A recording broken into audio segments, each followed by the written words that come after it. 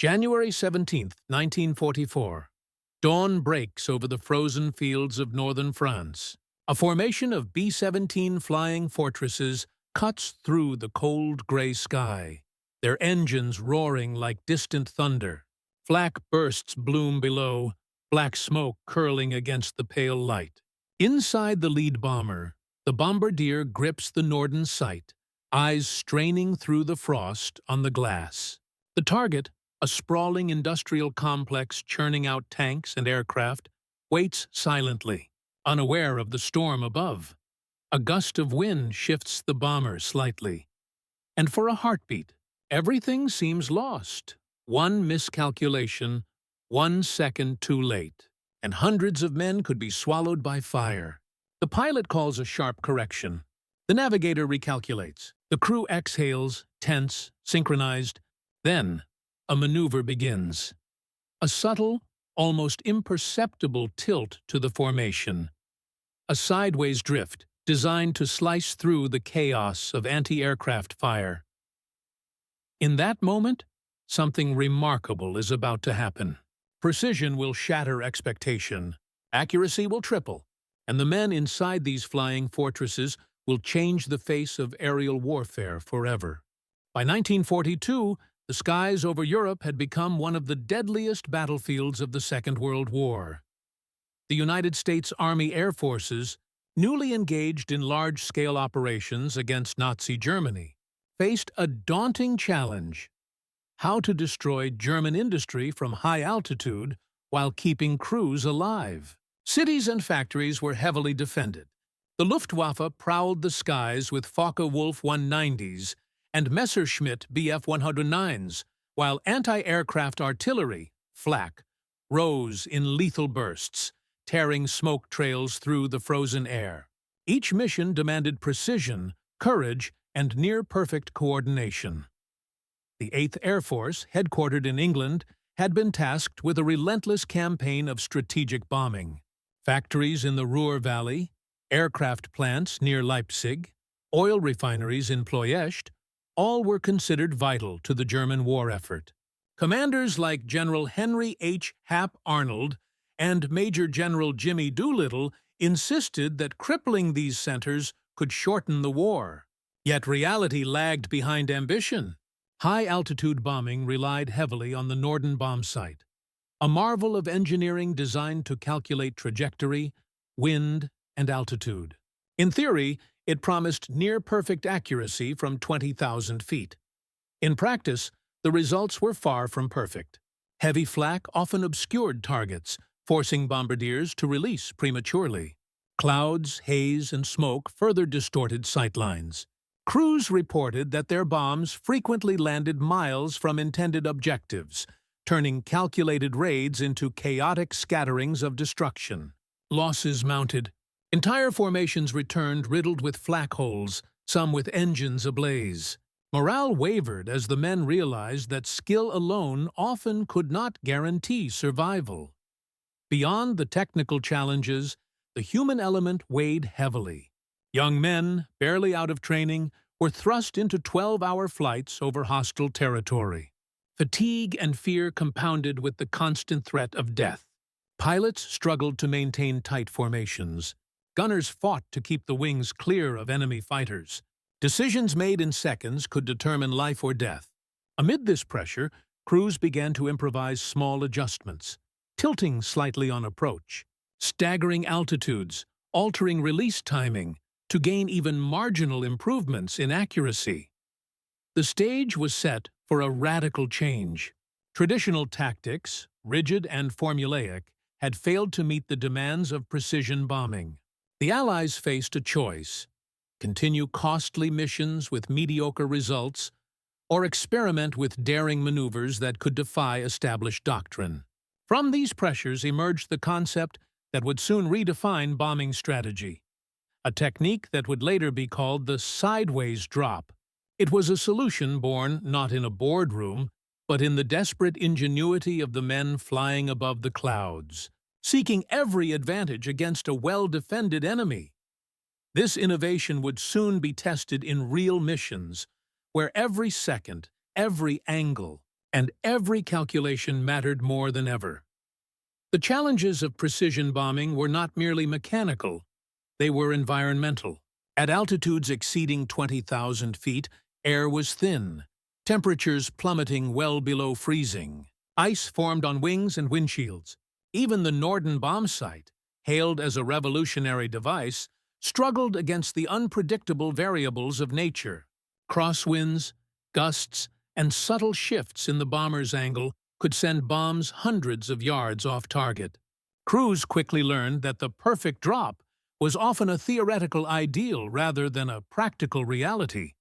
Enemy defenses only compounded the problem. German flak batteries were meticulously mapped and heavily camouflaged, making their positions difficult to anticipate. Anti-aircraft shells exploded in showers of shrapnel, forcing bombardiers to release early or risk the destruction of their aircraft. Luftwaffe fighters, trained to intercept and harass bomber formations, added a constant threat of sudden engagement. Navigators struggled to maintain headings over enemy territory, often relying on dead reckoning, rudimentary radar, or brief visual contact with landmarks obscured by smoke or clouds. Amid this chaos, the human factor remained decisive. Bombardiers worked in near silence, hands gripping the sight, eyes locked on crosshairs, voices muted over the roar of engines.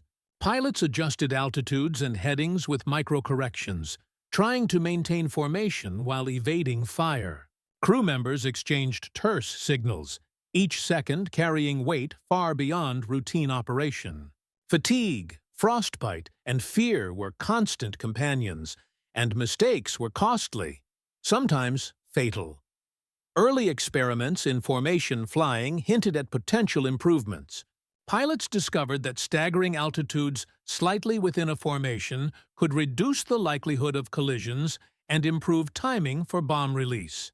Minor adjustments in approach angles occasionally increased hit rates, though results were inconsistent.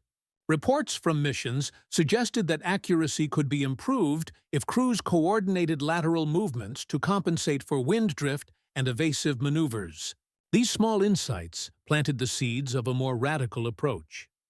It was within this crucible of necessity and innovation that the concept of the sideways drop began to emerge. Rather than approaching a target head-on, crews experimented with angling their aircraft relative to the target, allowing bombs to track along a lateral trajectory.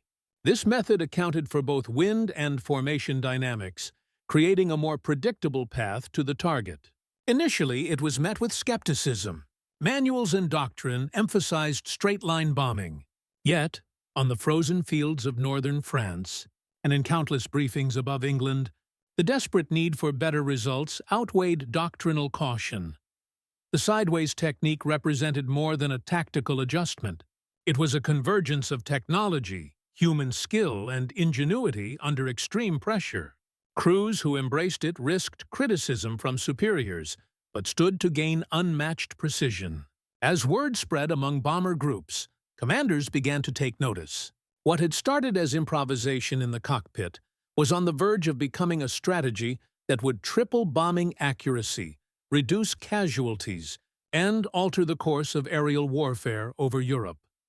The stage was set for the first missions that would put this daring tactic to the ultimate test, where human courage, mechanical precision, and the unforgiving sky would collide. Human perspective. Inside a B-17 flying fortress, the human story of the sideways drop begins in the cramped, cold fuselage. Crew members huddle against the draft, hands numb on controls and instruments, eyes darting from altimeter to bombsight to the horizon beyond the plexiglass nose. Every mission carried the same tension, the knowledge that one misstep could cost lives. But the sideways drop was not merely a technical maneuver. It was an act of trust, instinct, and courage. Bombardiers were at the heart of the innovation. Their hands, often trembling from cold and fear, guided the Norden bombsight while accounting for wind, speed, and formation alignment. Traditionally, they relied on head-on approaches to targets. Yet, As missions over Germany accumulated, repeated failure became a teacher. Miscalculations, smoke, and flak forced crews to improvise. Slowly, patterns emerged. Subtle tilts, lateral corrections, timing adjustments that hinted at the potential for something greater. Pilots, too, bore the weight of this new tactic. Executing a sideways approach meant flying at unconventional angles, sometimes banking slightly while maintaining formation. It required absolute precision, coordination with neighboring aircraft, and a willingness to trust crews in other planes, not to overcompensate or collide.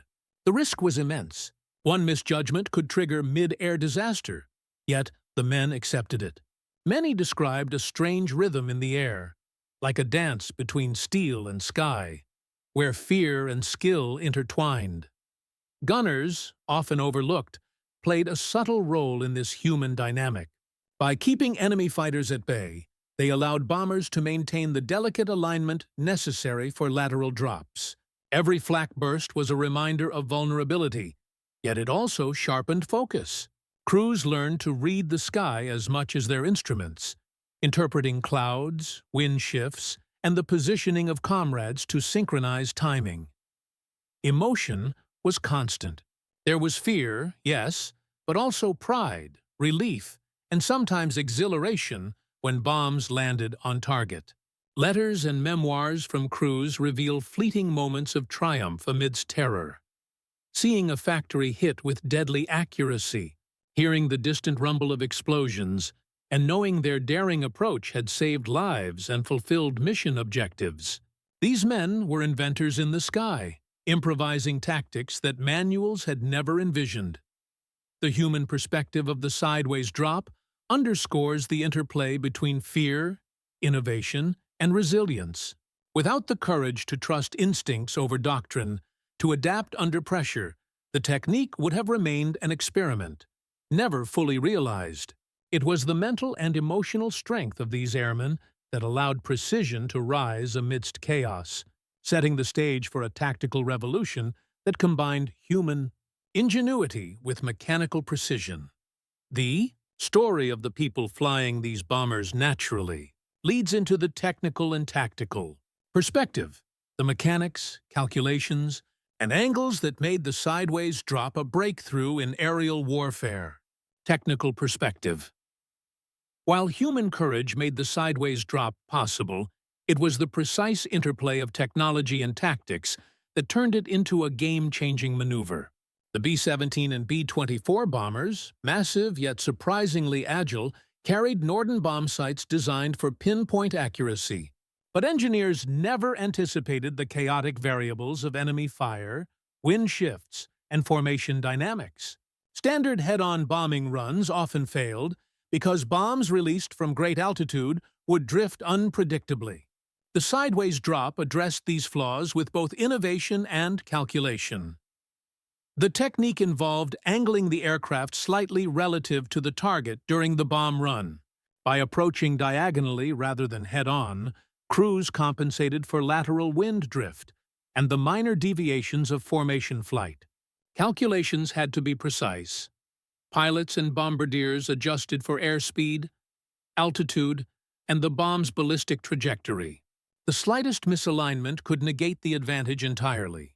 Navigators provided critical input, plotting headings that accounted for wind currents, terrain, and the positions of neighboring bombers. The result was a carefully choreographed ballet of steel, math, and timing. Formation geometry was equally crucial. Unlike traditional straight-line approaches, the sideways method relied on staggered positioning, with lead and wing aircraft maintaining exact distances. Too close, and collisions became likely. Too far, and the synchronized release was lost. Radio communication was limited to avoid detection, so crews developed visual signals, relying on shared experience and instinct to maintain precision under fire. Every bomber in the formation contributed to a collective trajectory that maximized the probability of hitting the target. Flak avoidance also influenced the tactic. By approaching at an angle, bombers reduced exposure to concentrated anti-aircraft fire, Explosions from flak tended to cluster along expected flight paths. A lateral drift minimized the risk of multiple aircraft encountering simultaneous bursts. The method also allowed gunners to maintain better fields of fire against intercepting fighters, giving the formation a slight tactical edge. The payoff was immediate. Test runs showed a remarkable increase in accuracy, 3 times the probability of hitting the target compared to conventional methods.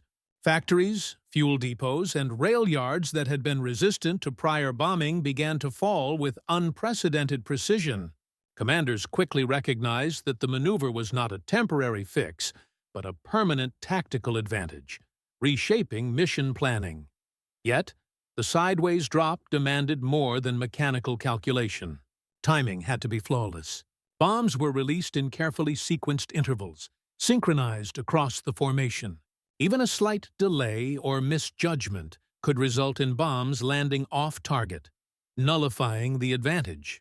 The technique exemplified the fusion of human skill and technological innovation, proving that success in the air depended as much on intellect and coordination as on bravery. This combination of ingenuity, calculation, and execution set the stage for the first decisive missions, where the sideways drop would demonstrate its full potential, a turning point that would leave German defenses scrambling and redefine the limits of strategic bombing.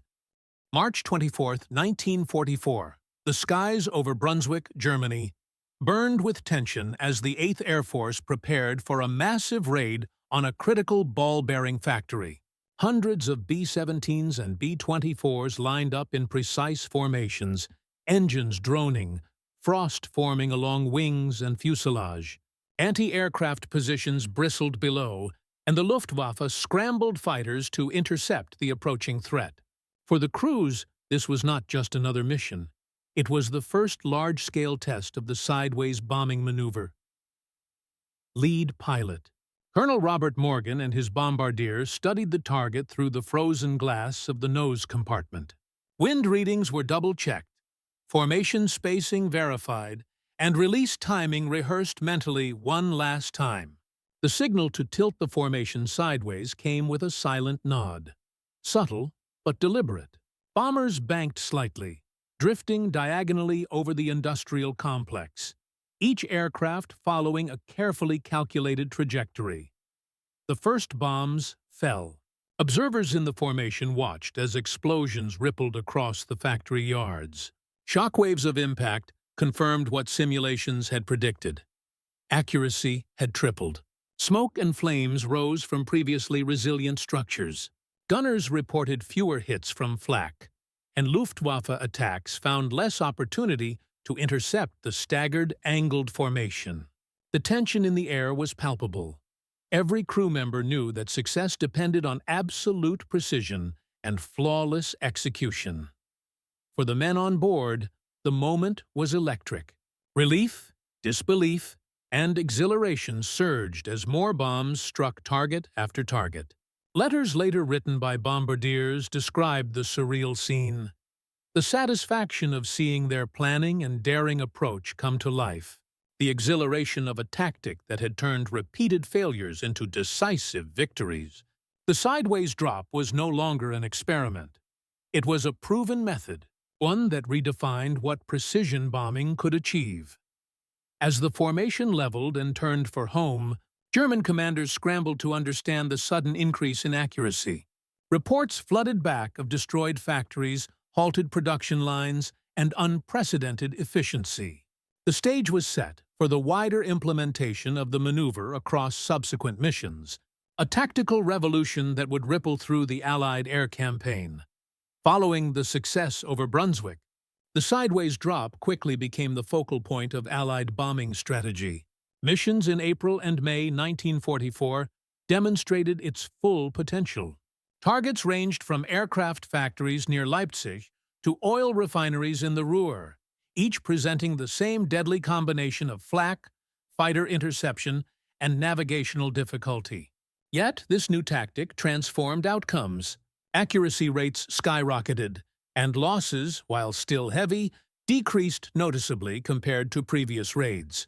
Pilots and bombardiers coordinated with unprecedented precision. Each formation moved as a single unit, a living machine of steel and calculation. Lead aircraft set the lateral angle. Trailing bombers mirrored the drift, maintaining exact spacing. Bombs released at precisely timed intervals cut through unpredictable winds, often hitting targets within mere yards of their designated points. Ground observers and photo reconnaissance confirmed the results. Factories were reduced to rubble, rail networks paralyzed, and critical components lost before repair crews could react. The psychological impact on crews was profound. After years of missions where chance often determined success, they could now rely on a combination of skill, calculation, and teamwork. Letters and memoirs from the period describe an almost electric confidence, a knowledge that the sideways drop gave them a tangible advantage against enemy defenses. This confidence was mirrored in operational planning, as commanders increasingly incorporated the maneuver into mission orders, reshaping the doctrine of strategic bombing. German forces scrambled to respond. Flak batteries repositioned, fighter patrols intensified, yet the angled approach confounded predictable defenses. The sideways drop exploited both the human and mechanical limitations of the enemy. By forcing adjustments in flak targeting and complicating interception angles, it created a tactical advantage that was difficult to counter effectively. By mid-1944, the technique had become a standard tactic in the 8th Air Force, credited with saving hundreds of lives while achieving results previously thought impossible at high altitude. The success of the sideways drop marked a turning point, not only for individual missions, but for the entire aerial campaign over Europe. The combination of human ingenuity, technical precision, and calculated risk had reshaped the battlefield, setting the stage for the subsequent devastation of Germany's industrial heartland. From this turning point, the focus shifts to the aftermath, the immediate and long-term consequences of the sideways drop on the air war, crew survival, and German industrial production. The immediate results of the sideways drop were undeniable. Factories that had once shrugged off repeated raids now lay in ruins. The ball-bearing plants of Brunswick, the aircraft factories near Leipzig, and key oil refineries in the Ruhr were struck with unprecedented precision. Reports from the 8th Air Force confirmed that bomb hits had tripled in accuracy compared to previous missions. The ripple effect on German industry was swift. Production delays, disrupted supply lines, and a gradual depletion of essential war materials. Crew survival also improved.